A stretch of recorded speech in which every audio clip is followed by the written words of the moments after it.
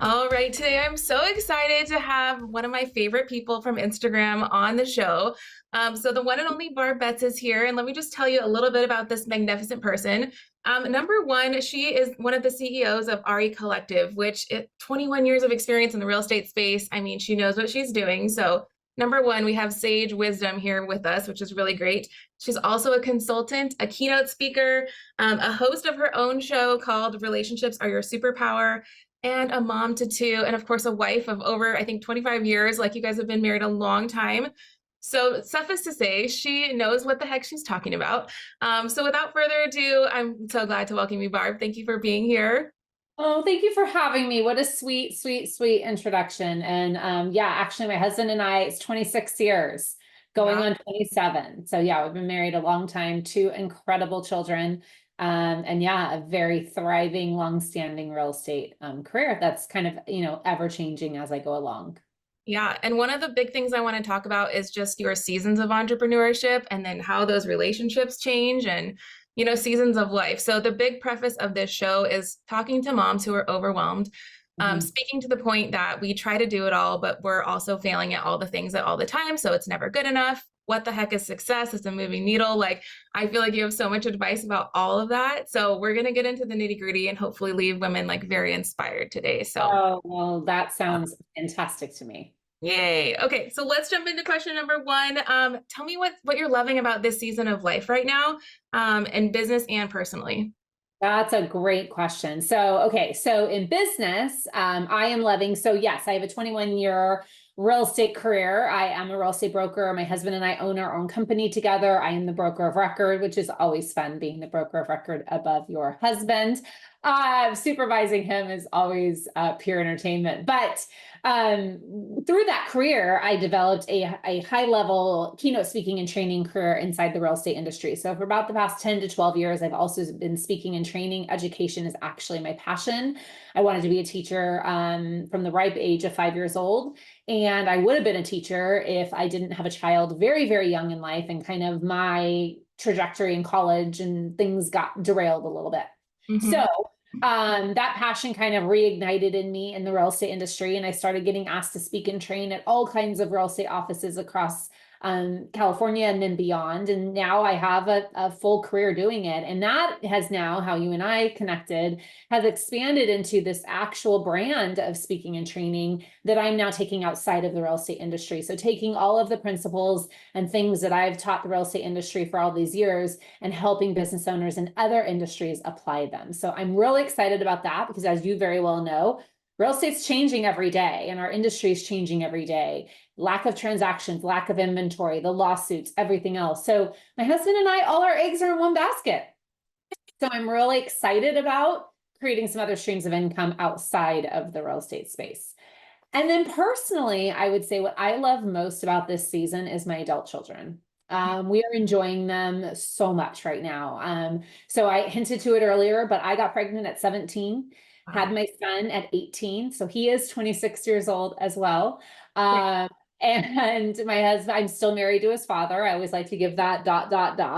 My daughter is 22. They're full grown adults. And so now my son's in his career, he's engaged, he owns a home across the street and next door from me. I know. It's like a mom's dream come true, or maybe a mom's nightmare. I don't know which way you look at it, but for me, it's a dream come true. And my daughter is in grad school, and she actually got into a program in my backyard, which is one of the best in the state. So we have all our kids home right now. Yeah. And we are just really loving, enjoying adult life with them. And it is a completely different chapter of our life and season of our life. I miss so much about when they were little, but we're really enjoying this adult chapter with them. It's a lot of fun. So good. And I love that encouragement too, because I think so often we think, okay, 18, they're out of the nest, right? Now we're free, or like whatever, it's the next chapter, and they like desert us forever. But No, you they don't. have figured out the system to keep them very close knit and in a good Yeah. way, right? Like, that relationship is solid. They're not feeling like they have to desert themselves. Well, I would say that that's a great point to make. Something that I did accidentally as a mother. Well, I shouldn't say that. I actually don't have a great relationship with my parents, transparently, and I did everything the opposite. Mhm. I did everything I could to ensure that I never have that relationship with my children, and Yeah. I've succeeded. And you are absolutely right. How you raise them in the family unit that you create absolutely is a lens into what your future relationship's going to be with them as adults, for Yeah. sure. Okay, we're gonna deep dive into that a little bit more too, like seasons of life, right? And how you're able to juggle all of that. But before we do that, I mean, walk me through a day in the life of Barb right now, because it is very different from like my point of view as a team leader and like I'm in the transactions versus yours and working on these extra streams of income. What's like an ideal day for you? So an ideal day for me, I get up pretty much at the same time every day. I actually wake up more naturally now than I ever have before in my life because I really have programmed myself. So Mhm. I get up anytime between 5 and 5:30. I believe in starting my day early because there's some things I need to do intentionally for me to Yeah. really set my grounding for the day. And from there, I get up and I am an avid Peloton user. That actually started, believe it or not, in January of 2021. I stepped on the scale and I said, "Ooh, I don't like that number, and that isn't okay." And I didn't feel good. I didn't feel good in my own skin. And so I made the decision, I'm gonna do something about my health. I'm gonna do something about my weight. I'm gonna get this off.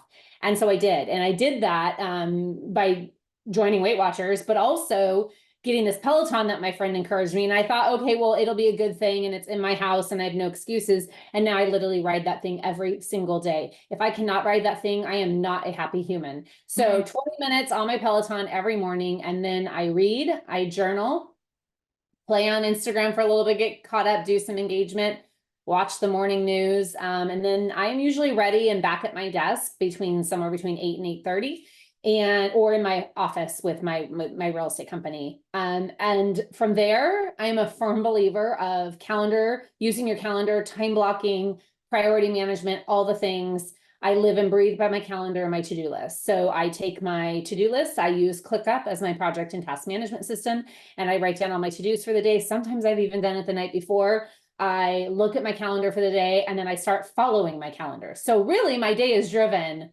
by my calendar. Yeah. And I'm either doing one of three things. I'm either pouring into my agents and my team at the real estate company, or I am creating content and things for my speaking and training business, or I'm delivering that training and content via webinars and things of that nature. Then at the end of the day, my husband and I have this kind of routine that we've developed in the evening, which we can talk about, that I think is really helpful for anyone who works with their spouse.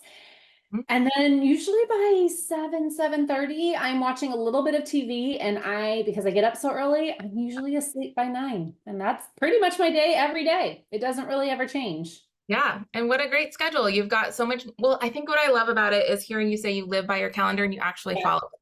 Meaning, if you put in your calendar that you're having an hour lunch, you actually follow it. Agreed. Agreed. I joke that I have Work to put through my it. calendar when I go to the restroom.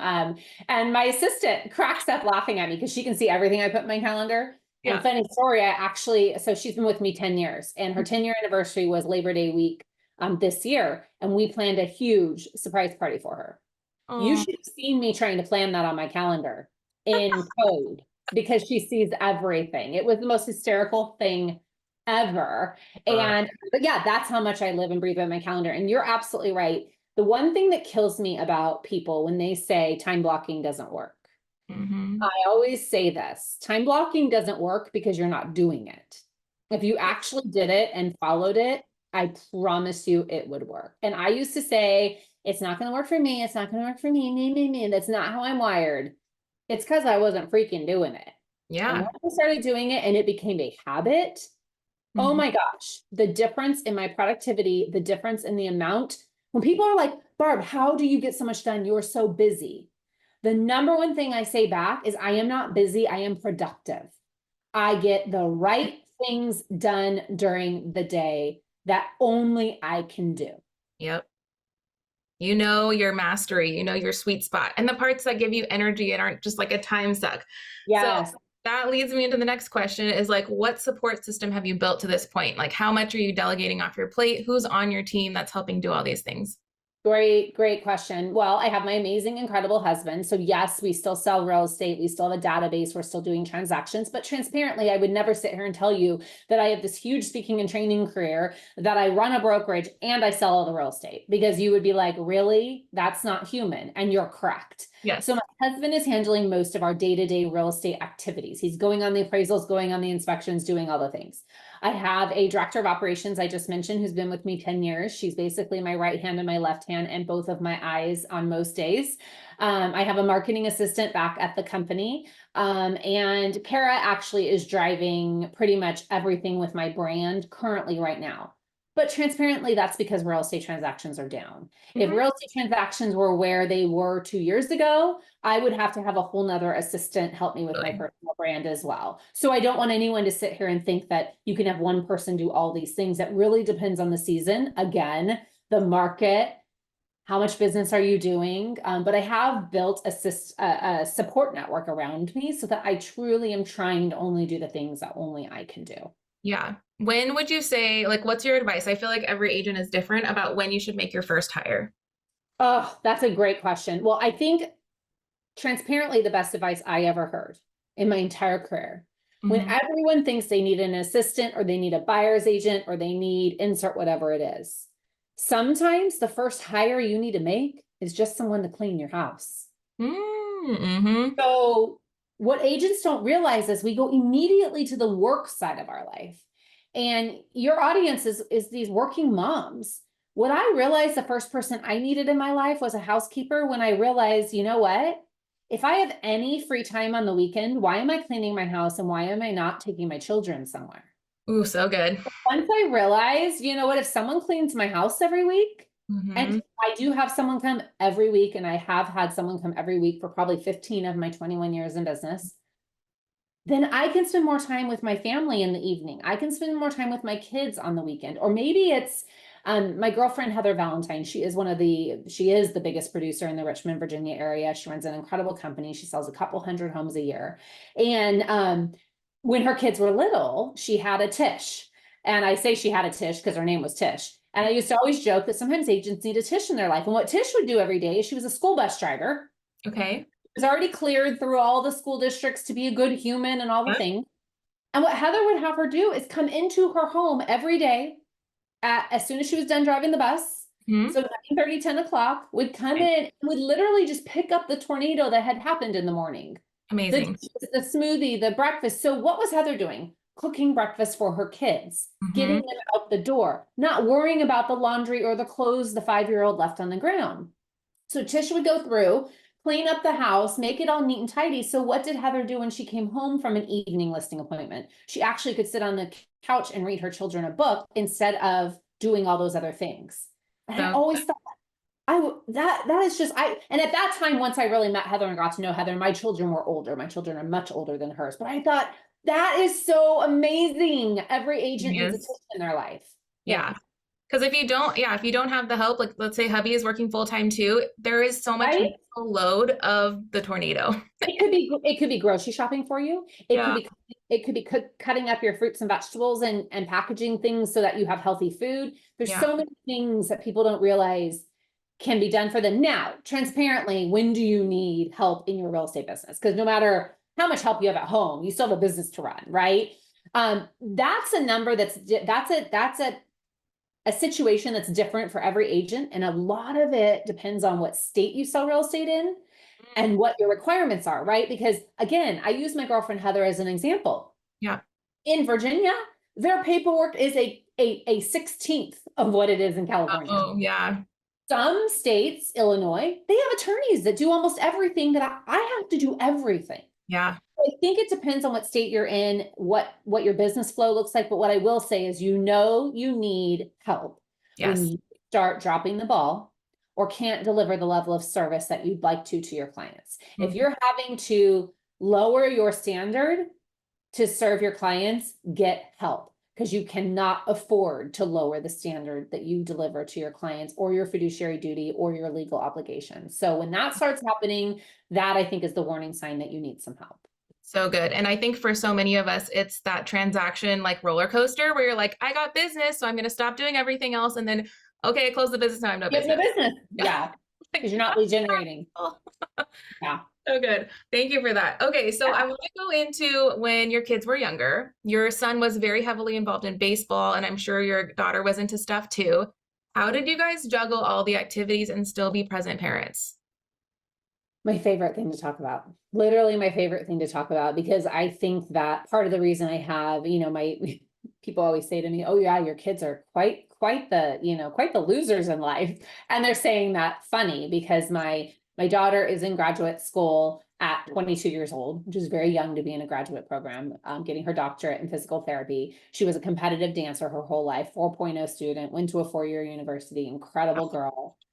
My son was a highly competitive baseball player, graduated high school, was drafted very high in the Major League Baseball draft, went to college and played 8 years in professional baseball and just retired actually because of just multiple injuries, and now is a professional sports agent in the baseball industry. So very Cool. highly successful kids, but that are also very close to their parents. And I can tell you the number one thing that made that happen is that they were the number one priority in our life, period.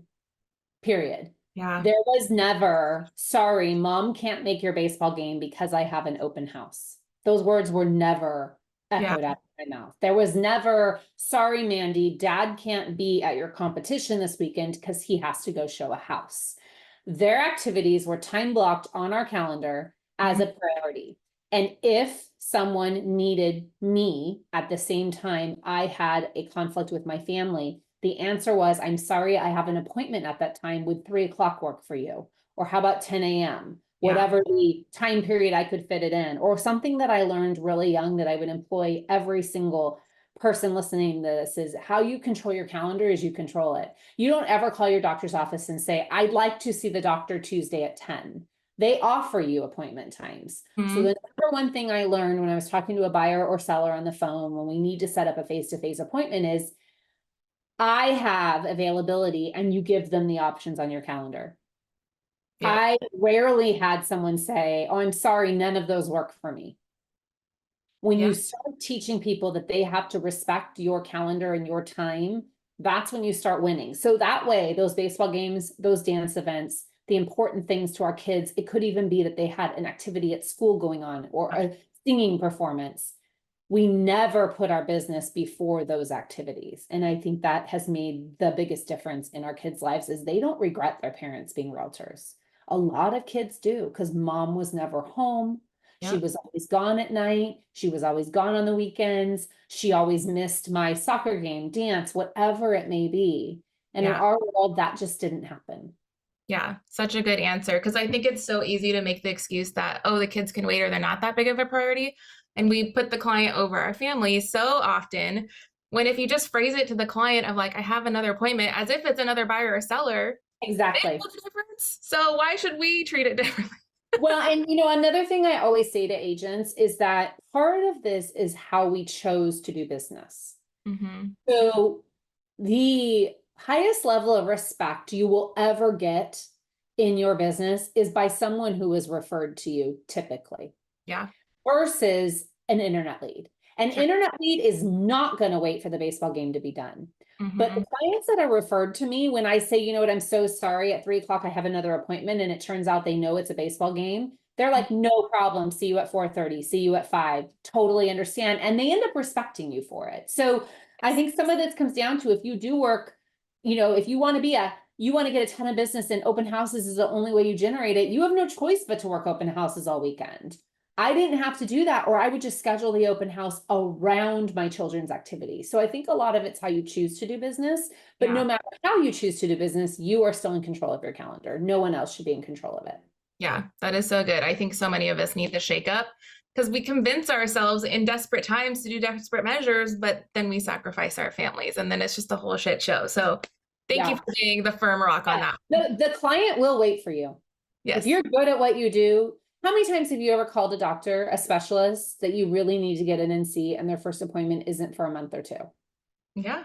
And you're like, I'll wait. Yeah. You wait. Yeah. That hairstylist that's the best Mm, insert whatever it is. Will you wait for them? Heck yeah, you will. You're not going to sacrifice going to Supercuts to get a crummy job done. No offense to anybody who works at Supercuts, right? But if you want a high level color experience, you're not going to go there and you'll wait. Your yeah. people will do the same thing for you, and they might be waiting a day or an hour. They're not Mhm. going to wait 6 weeks to get on your calendar. Yeah. And I think as women, we're so easy to please or wanting to please that we'll be apologetic and like, I'm so, so sorry. And like begging and like, no, this is your moment to boss up and own it with confidence that you have a schedule conflict. So I have Yes. option A or B, like bottom Yes. line, that's it. So Yes. good. Yes. Okay, so you mentioned your marriage too, and like definitely having a couple things that you've kept to keep it alive, kept to have that one-on-one time, even though kids on your calendar make it a top priority. How are you also prioritizing your marriage to last this long? Like, what are you guys Yeah. doing? Great question. Well, first of all, we're polar opposites. So Okay. that's always good. Second of all, in our own business, what we've done really well is understanding and defining our roles clearly. So I know exactly my role, he knows his role, and we don't cross over and challenge each other on those roles. So staying real connected to our roles in our relationship has been super helpful. Good. Um, Prioritizing time for each other, honestly, to be transparent, came from getting involved in the real estate industry. So by Mhm. getting involved in the real estate industry, I had conferences and events and real estate functions that we would go to. And so it was an excuse to have him come with me. And Mhm. my kids, it was like, oh, they're going on a work trip. It's not mom and dad are going on vacation without us. Yeah, They're yeah. going on a work trip. And Mhm. so my kids came to actually love it because they loved it when their aunt came to stay with them because that meant not as many rules as mom. Mhm. And there would even be times where my son would be like, when are you going away again? Like, I'm like, oh, you want a week where you don't have to clean your room. I see how you operate. But so kind of scheduling it. So if you don't already have that, I think a trip away every quarter is essential for any married couple because let's be transparent. When you're married and you're in a hotel, it's just life's different. So go have some fun, get away from the kids. Like, I do think that is critical because if you don't prioritize your relationship, when the kids are gone, it's going to be real boring. Mhm. Right? So Totally. I think that remembering to prioritize that relationship is super important. And then the last thing that we did, I mean, obviously I'm speaking to anybody who's married to their business partner Mhm. because we do work together all day long and we do spend a lot of time together during the day. First and foremost, people thought that we know, like we really would cross paths all day long because we were both doing different things. But the one thing that we did probably the best, and this benefited us and our family, and Mhm. this is something we accidentally created, but any spouse, marriage, family can do this. Okay. We would get home, and let's just say the kids were coming home from their activities or doing homework or whatever, and he would get home or I would get home and we would continue talking about our day, real estate. I could have even been on the phone doing contracts, talking to him like, hey, did you call this person back? When's this closing? How'd the home inspection go? Whatever it may be. For whatever reason, artificially, we created this connection point between dinner and ending our day, our work day. And so we have a firm belief in our family. We eat dinner together as a family at the table as much as possible. And Mhm. the second dinner hit the table, we would naturally stop talking about real estate. And we Mhm. would start talking to the kids. Because what we figured was between 3 and 5, when they're doing homework, they don't care what we're talking about. But once dinner happens, they don't want to hear about a listing anymore. Yeah. So looking back, I realized that was huge in our life. And so what would happen is we would have dinner, we'd stop talking about our business, start talking about the kids, do the dishes, clean up, start watching TV or relaxing. And then it got to a point where if I needed to, because real estate goes 24/7. So let's say I get a text message from a client and I'm like, man, I need to ask them a question, or you're tempted while you're sitting on the couch to just start talking about real estate again. Yeah. And I started conditioning myself to email him or put it on his calendar. Ooh, so good. And Mhm. then he would look at it. We literally, you laugh your rear end off. We would sit on Yeah. the couch and I would watch him read the email, but we didn't talk to each other about it. So our kids didn't hear about it. I And mean, then the next genius. morning when we got up, we'd start talking about it again. So we Mhm. put this artificial stop between dinner and bedtime that Yeah. no real estate talk happened. And believe it or not, we still do that today, even though our kids could care less what we're talking about at dinner. we But still do it's it. a boundary that like really just makes family time sacred. That's the biggest thing. And it's not that you're working 24/7. Like, yeah, you can shoot off the thing, but it's not embracing the whole room and the whole environment. Like it isn't a bucket. Exactly. And yeah. And same thing that goes like nothing good happens between 8 p.m. and like 7 a.m. So It's really true. And the other thing it taught us was we don't have to get back to the client right away. Because I no. may have to ask him a question, or he may Yeah. need to give me an answer about something before I can properly answer the client. And so Yeah. it also created this environment where the client can get the answer at 8 a.m. tomorrow. Mm-hmm. So really interesting that we did that. Nobody told us to do it. It just became one day I was like, do you realize we do this? And he's like, yeah, I didn't, but we should keep doing it. And we still do it to this day. That's so good. I think it took me about a year to figure that out, my first year of real estate, because you want to please so bad and you're so desperate for that commission in the beginning. Yeah. I was Yeah. texting, calling at like 9 o'clock at night. Buyer's like crying on the phone. And I was like, whoa. So now I got a text the other night at like 9:30. I didn't respond until 9:30 the next morning. Ooh, exactly. One thing I will say that I have done really well is utilize your technology. Like schedule send in Gmail is a gift. There's been plenty of times I have hopped back on my computer at 11 p.m. at night when the kids are going to bed, or because I want to answer the question, get it off my chest. I never hit send right away. I do scheduled send for 8 the next morning because that client is not going to get used to me answering them at 11 o'clock at night. But it doesn't mean you can't write the email and be ready to go. So use your technology. So there's definitely a trend with this whole conversation is that you have very strict but good and protective boundaries around all areas of your life. And you have to stick to them. We're not like willy-nilly, loosey-goosey when I feel like it. It's like, no, this is the way that it is because this is the way our life is. So good. So with your marriage specifically, I think this is something my husband and I are going through now is like trying to rebalance our masculine and feminine energies, which sounds a little woo-woo, but I just came off of Date with Destiny with Tony Robbins, so that's why. But I have found over the last probably 5 years, I've totally gone masculine because I'm building business. And that's a very masculine trait. But then I bring that home and it's forced him to become more feminine to account for me. Like we can't both be masculine and like at war. So I just like took over our household completely. Everything was like control freak.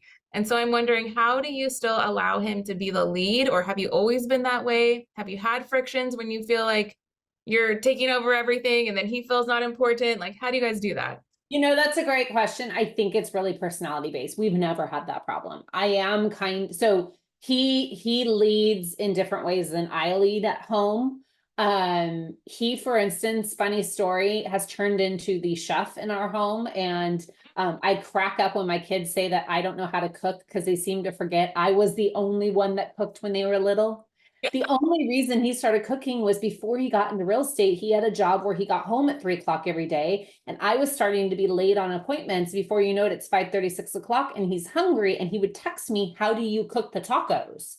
Like, how do you cook the meat for the spaghetti? What seasoning? So he taught himself how to cook. And then I backed off like, buddy, you can have it. And now he's the only one that cooks in the house to the point where if he's not here, I don't know, I wouldn't survive. So anyways, but all that to say that a lot of it is personality driven in that he doesn't need to be in the spotlight. He doesn't have a personality that wants to be in the limelight, where that is my personality.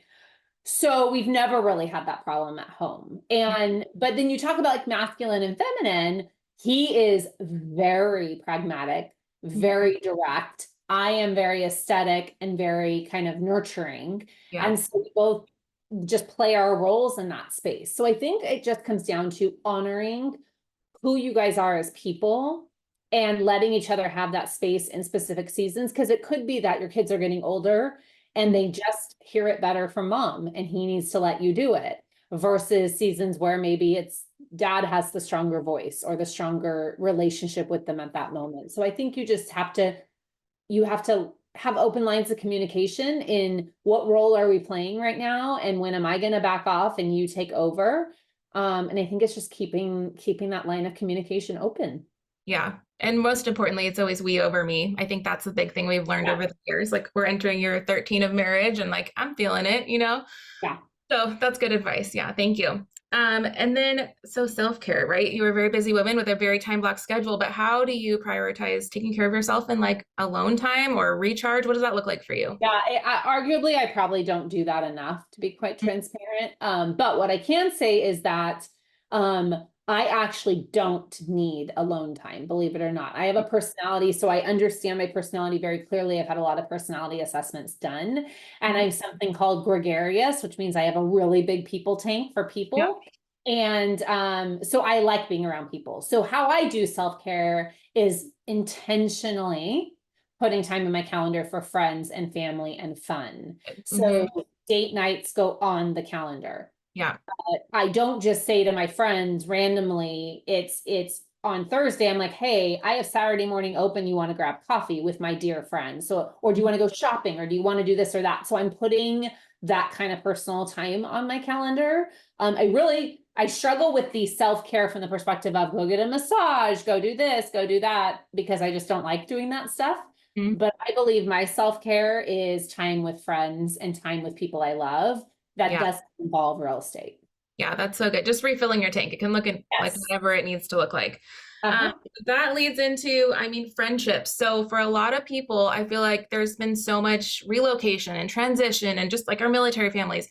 How do you recommend getting started if you have minimal friends and you want that back in your life again? Because I feel Uh-huh. like, I don't know if it's just me, but we're like going through a loneliness epidemic in America. Like we're so on social media that our deep friendships have faltered and like don't even exist anymore. Yeah. So Yeah. you've been in one area for a long, long time, but what's your advice for that? Yeah, I've been in an area for a long time, so I have deep-rooted friendships, but I would say it's all about being intentional, Mhm. right? And I think it's also looking at friendship differently than we used to, where if you are new to an area, there's no reason you still can't create a night where all your girlfriends hop on Zoom and catch up, right? Yeah. But locally, I could imagine if I was new to an area, I think I would lean on groups. I think I would lean on Facebook groups, especially younger moms. For instance, in our area, I'm not a part of it because my children are older, but I guarantee I would have been a part of it when they were younger. It's called Fit for Mom. And I think many areas have chapters and areas. And literally you go out and work out together with other moms and you bring your kids and your babies. Like you do stroller walks. And I have an agent that used to be with me who she built her entire pretty much career off of Fit for Mom. So I think that finding groups and finding connection points, there's with technology, there's so many things out there that I think we just have to look for them and find places to belong, getting involved, I think, at your kid's school, right? Getting involved with the other moms, getting involved with the parents, getting involved, most of our friends. And still to this day, if I look at, for instance, tonight, I am having my 7 best girlfriends over. We do a girls' Christmas every year. We do an earring exchange. 4 of the 7 women that I am best friends with, we all met through baseball, all of us. Yeah. And we're still best mommy friends. And all of our kids are in their 20s. So getting your kids involved in activities and then showing up and being present for those activities, you're naturally going to find friendships and relationships. Like go to practice, don't sit in your car. Go to dance and sit in the lobby. Don't wait in your car. Because So you do that, you're isolating yourself. hmm And it's awkward and it's weird, but we all have phones these days. So just go sit in the lobby and get out your phone and smile at people, and conversation starts, and naturally you become part of that conversation. And before you know it, you're going to be organizing play dates and friendship groups and everything else. So I think you have to be intentional about it and you have to put yourself out there, which is hard for a lot of people, but you got to do it if you want those relationships. And someone has to be the first. That's the biggest Yeah. thing. You can't wait for it. You are absolutely right. Like organize things, like be the organizer. I always joke that, and this is just a side note for parents, but most of my business came because I was the one who volunteered to do everything for baseball. So I was always the team mom. I was always the one that sent the emails, the ones that organized everything, because then I got to choose the date and time to make sure I could be there. Every email had my company logo on the bottom. Don't ever send it from your personal email. Little bonus trick, moms. Always send it from your real estate email. You want everyone to know what you do. Yes. I just organized everything. And then before you knew it, and then I did, it helps. I had a kid, my son, hmm who is me on steroids, character of a human, and everyone wanted to be his friend. And so I naturally had all these kids and parents through my life that then I was able to build relationships with. So good. I feel like every time I go to a thing, it's like everyone's on their phone and no one wants to talk to each other. So I just need to be like, hi, sister, I'm Marina. Yeah. Nice to meet you. Like, Yeah, just introduce yourself, start talking. Or at minimum, start friend requesting the moms that you see all the time on social media and start following them and engaging, because the great part about social media is it rewards engagement. So the more you engage with somebody, the more the algorithm's going to think you have a relationship. And then maybe they're going to see something that you're doing, conversations start naturally. And then you've got to make the effort to say, hey, we should, you know what, while the kids are at practice next week, let's go walk the park. Or, hey, while the kids are dancing next week, let's go down the street to the coffee shop and grab a cup of coffee. Mm-hmm. And all of a sudden, you're now creating those relationships. Yeah, and then instead of dreading practice, you're looking forward to it. It's a girl date. Exactly. So you mentioned your Christmas earring thing, and I feel like you're the guru when it comes to gatherings and like client care ideas. Yes. Drop them on us. Like, what are some of your? Oh my God, so many. Give me So like, many. Yeah. So people always say to me, well, what about all your clients that aren't invited? I'm like, I never call them client parties. Tonight is a client party. Every single one of my girlfriends is in my database, but it is a girls' Christmas. We do an earring exchange. We, it's so fun. We fight. We get very competitive about these dang earrings. I'm already bummed that I'm like, I really like the earrings I put in that bag. Should I go switch them out? I'm just kidding. My other, if you're talking about mom girlfriend style party that is also a client party, is every single Valentine's Day I do a Galentine's Day. Galentine's Day is, just so you know, technically now formally February 13th, day before Valentine's Day, is Galentine's Day. And I do a Galentine's Day favorite things party. So it's a spin on Oprah's favorite things. Everyone brings their favorite things. We do this fun exchange. My friends at / clients literally move their life. I already have people messaging me, when is it? Because they don't want to miss it. So I do that. And then the other thing that my husband and I, now that our kids are older, do a ton of is happy hours and dinner parties, and just gathering people together, friends, groups of friends, and just treating it as, at the end of the day, if I've done one thing right in my career, is treating everybody as a relationship, not a client and not a transaction. And when you treat someone as a relationship, and then, oh, by the way, you are really good at what you do, and then you have a marketing plan, that's my entire system. The entire system I teach business owners is, you're good at what you do. You need to communicate you're good at what you do. You need to have a marketing system to stay in touch, but you more importantly need to have a connection strategy to stay connected and build that relationship. And if you do that enough over time, they're going to remember what you do when it's time for them to do it, or when they have, a friend or someone you need to help. Absolutely. No, I love the idea of just curating fun experiences that you would want to go to, first of all. So it doesn't feel like work. It doesn't feel like question for the Galentine's things. What's your price point on that? So funny. I've done it so many different ways. I used to do $10 or $20. That got really, really hard, because what can you really find that's good? So I have, last year you bring 4 items up to the same item, but up to $30.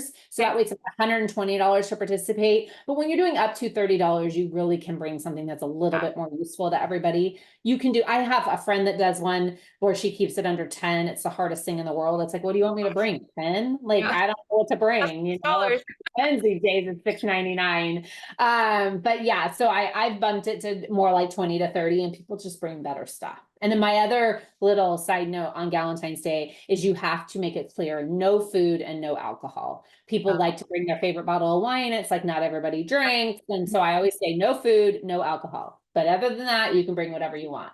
I'm going to implement. Hold me accountable. It'll be so fun. Guys, it is, seriously. My husband actually looks forward to that night. He sits in our room and laughs at how loud we get. Because literally, if you don't know what a favorite things party is, essentially everyone brings their favorite thing. You do a little number draw thing. I stand up and I say, hey, this phone is, it wouldn't be a phone. This phone is my favorite thing, and here's why. And then everyone in the room starts freaking out because they want it. They want the thing, like, and they don't know if they're going to get your thing. And then you say, I'm number 10, and everybody holding the number 10 gets your favorite thing. And it's like, and then they barter for stuff at the end, and they fight over stuff. It is like the best day ever. So yeah, we love it. Okay, totally doing it. And then you're also so good at like referrals and building a nationwide network. So what is your big advice when it comes to like, hey, I need an agent and so, how do you even start that? What's the system that works for you? Well, the way you started is you have to get involved outside of your area. You can't start that network if you stay in, Oahu. It's not going to work. So you have to get involved, start going to industry events, go to your local or state meetings, start to get to know agents outside of your area, especially you guys out on the islands. I mean, I'm sure there's people all over listening to this, but specifically you guys need to get out there. And I know that's hard, right? But no, just posting it in a Facebook group saying I need an agent in Oregon is an awful idea because you have no checks and balances, right? So creating, and really what it is I think all of us go to industry events. We go to either coaching training or we go to other groups we belong to.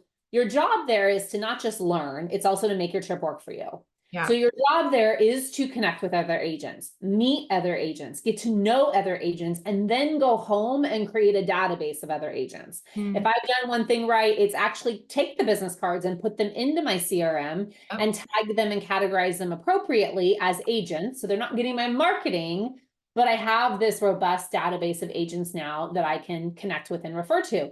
And then the other thing I would say is, do not go with the recommendation, which is, in my opinion, wrong of so many agents, which is this idea of I can't be friends with other agents on social media. That is the most obnoxious advice I've ever heard.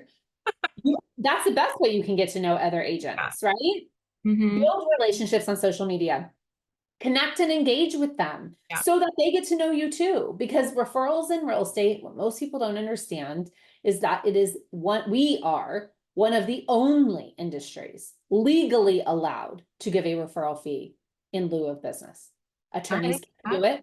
Insurance can't do it. Financial advisors can't do it. But we're not capitalizing on it. But then you have to remember, by doing it, you've got to be able to put your name to the person you're giving that referral to. So at minimum, I always tell agents, I got a good database. So if you really don't know somebody in Minnesota, message me because I likely do. You're still going to get the referral fee. But here's how it works with me. My friend in Minnesota is still going to be so grateful because they know I was the source of that referral, and that raises me up in their world. So you just got to work at it, and you guys develop the relationships. Yeah, no, that's so good. So you have Real Estate by Relationships. So that's your course, right? Is that coming soon? Another launch date? What's your plans? So what I actually have done with so I have a Real Estate by Relationship Academy, which is 11 modules where I teach agents exactly how to build their entire real estate business from A to Z. What I decided to do with that kind of mid last year is I turned it into a mastermind. It's a monthly mastermind. It's called Relately. And it's a mastermind of agents from across the country. And we come together once a month and we talk about whatever you need to talk about. Because what I learned is agents don't just need help in growing their business by relationship. They need help in strategy, organization, team management, negotiations, transaction management, risk management, all kinds of stuff. And so we come together every month. And as part of that mastermind, which is only $99 a month, you get access to my entire academy that I used to sell for thousands of dollars. And so you get the academy, you get to be a part of this mastermind, and then you get access to me answering all of these questions. Like I need an idea for this. What would you do for this? I'm in this situation. What would you do? What would Barb have done 20 years ago? All those types of things. So we do that monthly. And then we have a Slack channel where you can message me at any time, have a question, need advice on a marketing piece, whatever it may be. So that's what I turned it into. Amazing. So people can drop in literally anytime and then just go to the one meeting. The one meeting a month, the Slack channel, they can watch the academy at any time. They get access to all my members only webinars. I've done them with, Chelsea Pites and Hillary Billings and Shannon McKinstry and a couple other really good, marketing gurus in our space. So kind of have access to all of the trainings and things that I do from time to time. So good. That's so exciting and such a value for people. Holy moly. Good job on that. Well, people want community, like you said. They want community. They want to feel like they belong. And it's not a large group. And I like it that way because we talk about some tough stuff. So if you're not present, you get the recording. I mean, we had an intense conversation a few months ago about trademarking. I didn't realize how many agents don't understand trademarks. And so really, really, really good stuff. Amazing. Thank you for that. We're going to wrap this up because I think, we're about 45 minutes in. I don't want to make this like an hour and a half episode, but I do wrap this up with some rapid fire every episode just for something fun. So give me your Starbucks order. What is like your go-to? Oh my gosh, that is a loaded question. So my morning Starbucks order is a venti Americano with steamed half and half and 2 pumps of something. So right now it's sugar cookie, it was pumpkin, and then it probably will go to vanilla when everything gets boring again. My afternoon drink is Oh, usually like an iced coffee or an iced Americano with half and half, and usually one pump, because in iced it just tastes different. uh-huh. Whatever flavor I want. I So love it. You're a twofer. There we go. Okay, if last minute for dinner, I know hubby cooks, but what would you put together if you're on your own and you're like, oh, if shoot. I'm on my own, it's going to be like taco salads, Okay. taco meat and lettuce. Can't really mess that up. Spaghetti. Mhm. Um, I am the best at making tacos, so I joke about the tacos earlier. So yeah, Yeah. if I have to cook dinner, that's what's happening. Okay, love it. What's your go-to fave department of Target? And do you have a favorite designer? Oh my gosh, these are tough questions. My favorite department in Target is probably, oh my gosh, probably the home area, just because I buy stuff I don't need because it's cheap. Mhm. And my favorite designer, I don't really have a favorite designer. I shop a lot. That's my vice. So when people are You're like, like, I'll take them all. I eat snacks in the middle of the night, I'm like, I shop. I'm really, I'm bad at shopping. I'm Okay. good. No, let me rephrase that. I'm really good at shopping, which is the bad part. Yes, yeah. Okay, drop us a favorite book or a podcast you'd recommend to the audience. Do you have Oh like my a goodness. So actually, I am currently reading a brand new book that just came out. 10x is better than 2x, and I'm kind of oh, obsessed with it. So okay. it's by Dan Sullivan, and I forget the other author. It's a co-author thing. 10x is better than 2x. My favorite podcast is the one that we are a joint part of, the influential personal brand podcast. I love Rory and AJ's podcast. They interview so many incredible people. I also really am a big fan of Jenna Kutcher's Gold Digger podcast. I Mhm. just love that she kind of covers all different aspects of business and life, Yeah, which I think is really cool. And the thing I love about podcasts is that you can pick and choose what you want to listen to. That's what I love. It's not like a book where you have to read and get yeah, through the whole thing. It's like, she did a podcast on toddlers. I don't need to listen to that type thing. So you can go through and, pick and yeah, choose what you want to listen to, which I think yeah. is And great. she's been on that for like over 5 years, like a long time. She is incredible. Mhm. So yeah, Totally. Okay, I think I know the answer to this one, but TikTok or Instagram? Instagram. And do you Although have, I will say TikTok is you may not want to hear this, but TikTok's now my YouTube. Like I oh, don't go to YouTube anymore to find out how to do something. I go to TikTok because I'm rapid. I don't want to watch a 15-minute video to figure out how to boil an egg. I've heard Tell this. me 90 seconds how to boil an egg. So yeah. Yes, and show me real quick. That's awesome. Okay, where can people find you online? Obviously, the journey doesn't stop here. They just got this great introduction. Where should they find Yes. you? And I'm so grateful for it. You are fantastic at this, by the way. Miss New to podcasting, you are incredible. You need to know that, and everyone needs to hear that. I have been interviewed by hundreds of people, and you're fantastic. So Instagram is my jam. I'm just at Barb Betts. I'm obviously also on Facebook and LinkedIn and all the other things. And then you can find me at my website. And then my podcast is all about relationships and driving them in your business. And that's Relationships Are Your Superpower. Yay, thank you so much. So for everyone listening, I hope you guys learned a crap ton of information. Like honestly, we need to re-listen and take notes like I'm going to. But make sure to hit the follow if you're not following along wherever you're watching or listening to podcasts. There's a new episode every single week, and I'm so excited to keep it growing and keep the network expanding because just because we're interviewing guests doesn't mean you guys aren't going to connect with them too. And I think that's where it's super exciting is that we just keep expanding this network of moms, of hustlers who are doing it and really curating a life that serves us in all the ways. So thank you, my dear. I'm so thankful for you, and I'll see you soon.